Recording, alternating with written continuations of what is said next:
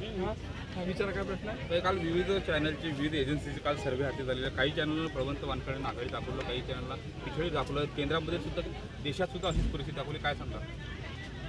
अमरावतीमध्ये आणि महाराष्ट्रामध्ये महाविकास आघाडीला मोठ्या प्रमाणामध्ये कल तुम्हाला दिसून येईल। 4 तारखेला अमरावतीचा खासदार पंजावर महाविकास आघाडीचा उमेदवार, इंडिया आघाडीचा उमेदवार निवडून येतोय। कोणाला काय बोलायचं आहे ते बोलू द्या। असा जर निकाल लागला नाही तर सिव्हिल वॉर होईल।